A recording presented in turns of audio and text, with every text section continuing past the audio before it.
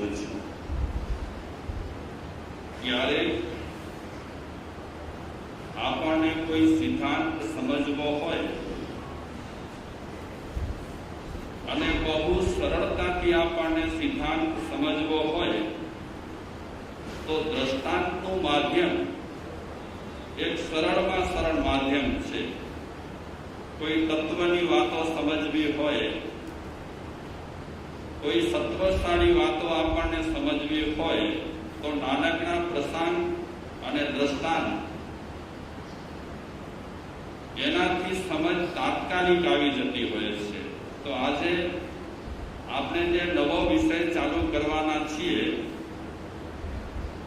એ નવો સબ્જેક્ટ ચાલુ કરતા પહેલા એ સબ્જેક્ટને સમજાવવા માટે એક સરસ મજાનો દ્રષ્ટાંત. ભગવાન બુદ્ધની હાજરીમાં બની ગયેલો પ્રસંગ. બુદ્ધને તથાગત પણ કહેતા હતા. જેમ આપણે મહાવીરને વર્ધમાન કહીએ કે બીજા નામોથી આપણે મહાવીરને ઓળખીએ, તે રીતે બુદ્ધના કેટલાક નામો હતા, તેમાં તથાગત પણ એક નામ હતું. તથાગત ના ઘણા શિષ્યો અને શિષ્યાઓ થઈ ગયા અને એ શિષ્યાઓની પરંપરામાં એક પટાચારા નામના શિષ્યા થઈ ગયા. આપણે એક પટાચારાની દાસ્તાન સાંભળીશું. દર્દસભર આપણે એક પટાચારાની ઘટના સાંભળીશું એટલે ખ્યાલ આવશે. આ પટાચારા બુદ્ધની શિષ્યા બનેલી ન હતી એનાથી પહેલા એને કેવી કેવી પરિસ્થિતિમાંથી ગુજરવું પડ્યું. એ પટાચારા શ્રાવસ્તી નગરીની હતી અને પૈસાદાર ના ઘરમાં એ જન્મેલી હતી. એકની એક લાડકી દીકરી રહેલી હતી પટાચારા. પિતાજી પ્રેમ કરે, માતાજી પ્રેમ કરે, બહુ લાડકોટ કરે. લાડકોટમાં એક પટાચારા ઉછરવા લાગી, મોટી થવા લાગી અને જુવાન થઈ. જ્યારે યુવાવસ્થામાં એક પટાચારા દાખલ થાય છે ત્યારે એના પિતાજીને એવી ઈચ્છા કે સારામાં સારા ઘરના કોઈ માણસ સાથે મારી દીકરીના વેવિસ્તાર કરું. પિતાજીને એવી ઈચ્છા, પણ માણસની બધી કઈ ઈચ્છાઓ થોડી પૂરી થાય. ઘરના મેમ્બર હોય ને ઘરના માણસની ઈચ્છા હોય છતાં પણ મેમ્બર મારફતે ઈચ્છા પૂરી ન થાય. હવે ઘરમાં જો માણસની ઈચ્છા પૂરી થતી ન હોય તો બહારની બધી ઈચ્છાઓ માણસની થોડી પૂરી થાય. પણ માણસ બિચારો ગોઠવણ કર્યા કરે. તો પટાચારાના પિતાજીને એવી ઈચ્છા કે વેવિસ્તાર સારા માણસ સાથે કરવા. પણ એ પટાચારા પોતાના પિતાજીને કહી દીધું કે મારે લગ્ન કરવા જ છે અને લગ્ન પણ આપણા ઘરમાં જે નોકર રહેલો છે એની સાથે કરવા છે. નોકર તરફથી આકર્ષાઈ હતી. તો પિતાજીએ જ્યારે પટાચારાના મુખિયા વાત સાંભળી ત્યારે એના પિતાજી કહે છે, બેટા, ક્યાં આપણો ઘર, ક્યાં આપણી ખાનદાની અને ક્યાં આપણા ઘરમાં કામ કરતો નોકર. બેટા, સારું ન લાગે. અને નોકરની પરિસ્થિતિ કેવી? કાલે એ નોકર સાથે સાથે તું પરણી અને ક્યાંક ચાલી જાય પછી તારી દશા શું? એટલે મહેરબાની કરી અમે વર પસંદ કરીશું, એ વરને તું જોજે, પછી ફાઇનલ કરજે, નોકર સાથે લગ્ન ન થાય. પટાચારાએ પિતાજીને કીધું, પિતાજી તમે ઝંઝટમાં ન પડો, મેં ફાઇનલ કરી નાખ્યું છે કે મારે શાદી કરવી તો નોકર સાથે કરવી. પટાચારાના પિતાજી વિરોધ કરે છે, નાહા કરે છે, આનાકાની કરે છે. આ આનાકાનીના વાતાવરણમાં પટાચારા અને નોકર ઘરમાંથી ભાગી ગયા. આવા બનાવો આજકાલ બને છે એવું નથી. આ બધું પરાપૂર્વથી ચાલીમાં આવે છે, નવું કાંઈ નથી. આપણે નવા હોય એટલે નવું લાગે, આપણને લાગે ને, આપણે નવા હોઈએ અને પ્રસંગ પણ નવો બનતો હોય એટલે આપણને નવીનતા લાગે. બાકી સંસારમાં આવું બધું પરાપૂર્વથી ચાલ્યું આવે છે. નોકરને લઈ કરી અને પટાચારા ભાગી ગઈ. પિતાજીને દુઃખ થયું. તમે આ પટાચારાની ઘટના સાંભળશો એટલે હલબલી જશો કે માણસ ક્યાંનો ક્યાં ફેંકાઈ જાય છે અને શું થાય છે. ભાગી તો ગયા,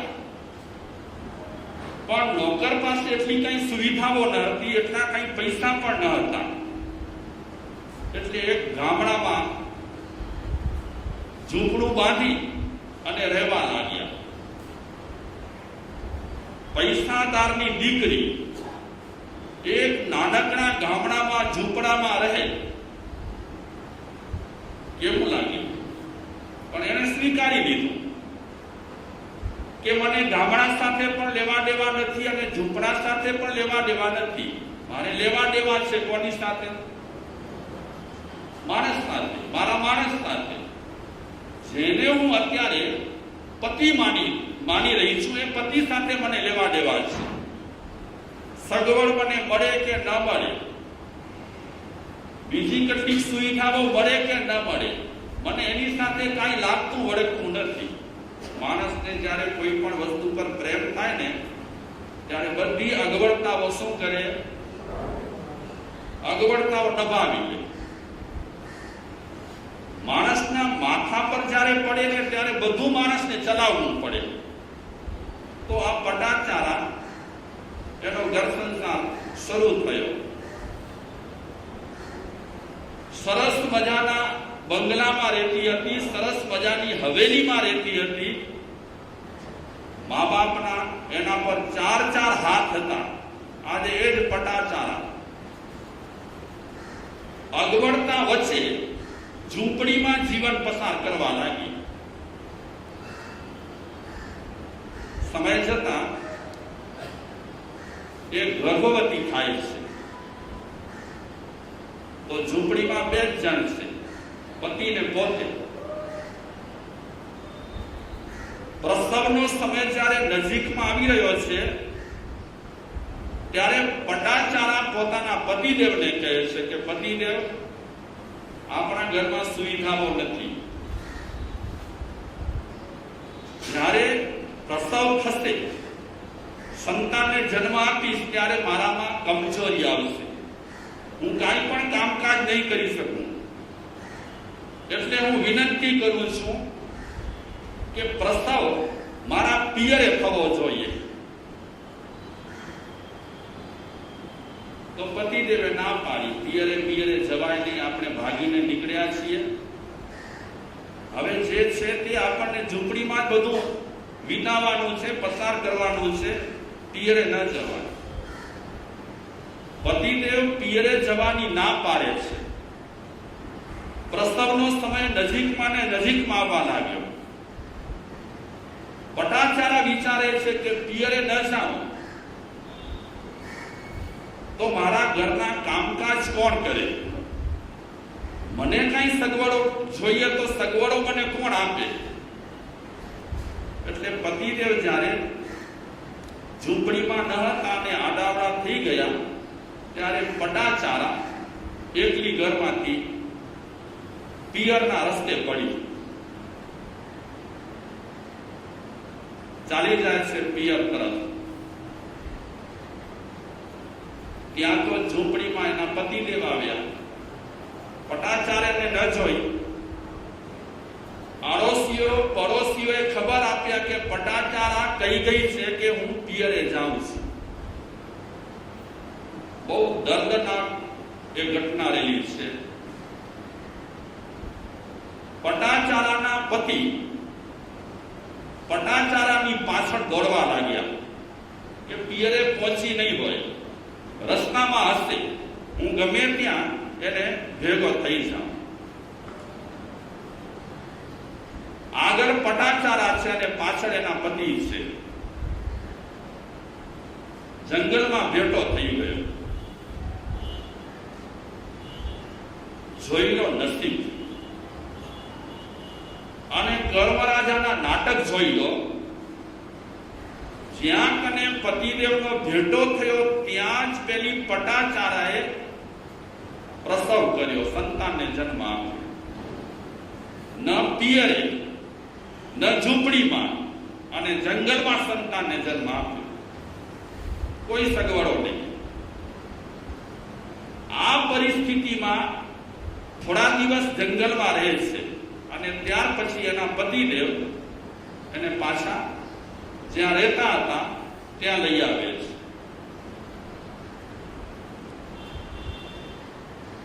સમય નીકળવા લાગ્યો. બહુ હૃદયદ્રાવક વાત રહેલી છે. હજી તો આપણે શરૂઆત કરી છે. સમય નીકળવા લાગ્યો અને કેટલાક વર્ષો બાદ ફરીને આ પટાચારા ગર્ભવતી થઈ. ફરીને પટાચારા પોતાના પતિદેવને કહે છે કે આપની જો પરવાનગી હોય તો પ્રસવ પિયરમાં થાય એવું ઈચ્છું છું. તો એ સમયે એના પતિદેવ કહે છે તને હું એકલી પિયરે જવા નહીં દઉં, હું સાથે ચાલીશ.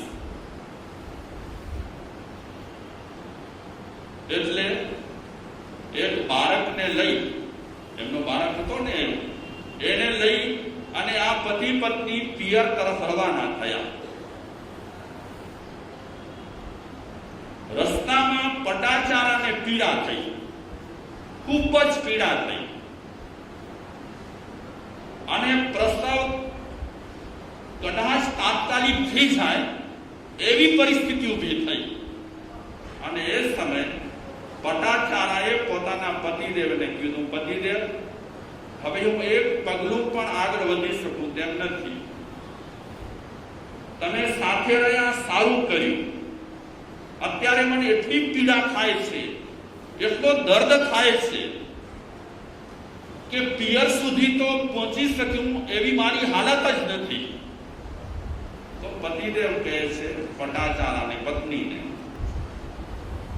કે લગભગ પ્રસવનો સમય નજીક આવી ગયો છે, તને અસ્થિ વેદના થાય છે અને એક પગલું તું આગળ ભરી શકે તેમ નથી. તો આપણે એમ કરીએ, અહીં જ એક ટેમ્પરરી ઝૂંપડી બનાવીએ, કામ ચલાવ ઝૂંપડી બનાવી કરી અને અહીં જ આપણે રહીએ, અહીં જ પ્રસવ થઈ જશે. આ નિર્ણય કરી અને પતિદેવ ઝૂંપડી બનાવવા માટે થોડા લાકડા જોઈએ, થોડી ડાળીઓ જોઈએ, એ લેવા માટે એક ઝાડ પર ચડ્યા કે જલ્દી જલ્દી હું ડાળીઓ કાપી અને જલ્દી જલ્દી ઝૂંપડી ઘાસની બનાવી નાખું. ઉતાવળમાં પતિદેવ ઝાડ પર ચડ્યા છે અને એમને ખબર નહીં. અને ઝાડ પર એક કાળો નાગ હતો. એ કાળા નાગે પટાચારાના પતિદેવને ડંખ દીધો. ઝેરી તરફ હતો, ડંખ દીધો કે તરત જ એ પટાચારાનો પતિ ઝાડ પરથી નીચે પટકાયો અને ઝાડ પરથી જેવો નીચે પડ્યો તરત જ એનું પ્રાણ પંખેરું ઉડી ગયું. એટલી સરસ કથા રહેલી છે. આપણે જે સબ્જેક્ટ ચાલુ કરવાના છીએ એ સંદર્ભમાં સરળતાથી આપણને સમજાઈ જાય એવી એક વાત આ પટાચારાની છે. પતિદેવ ગુજરી ગયા, ઝૂંપડીના ઠેકાણે રહી. પટાચારા થોડીક દૂર હતી, એને ખબર પડી નહીં કે પતિદેવને સર્પે ડંખ માર્યો છે અને ઝાડ પરથી નીચે પડ્યા છે અને પ્રાણ પંખેરું ઉડી ગયું છે. રાત શરૂ થઈ અને પતિદેવની રાહ જુએ છે. રાતના એને પ્રસવ કર્યો, સંતાનને જન્મ આપ્યો. કેવી પરિસ્થિતિ! થોડેક દૂર પતિદેવનું નિશ્ચેષ્ટ શરીર પડ્યું છે, આ બાજુ એને સંતાનને જન્મ આપ્યો છે. કોઈ સગવડ નથી, કોઈ આશરો નથી. આ પરિસ્થિતિમાં પટાચારા આખી રાત પતિદેવની રાહ જોતી, ઇંતજાર કરતી સમય પસાર કર્યો. જ્યારે વહેલી સવાર થઈ ત્યારે એ પટાચારા પોતાના 2 સંતાનને લઈ ગઈ અને પતિદેવની શોધખોળ ચાલુ કરી. ક્યાં જન્મી હતી, કેવી રીતે ઉછરી હતી, કેવા લાડકોટ સાથે ઉછરી હતી. આજે આ પટાચારા એની શું દશા છે? પતિદેવ ગુજરી ગયા, 2 બચ્ચાને લઈ કરી અને પતિદેવની શોધખોળ કરતી જે ઝાડ નીચે પતિદેવ પટકાયા છે તે ઝાડ નીચે આવી.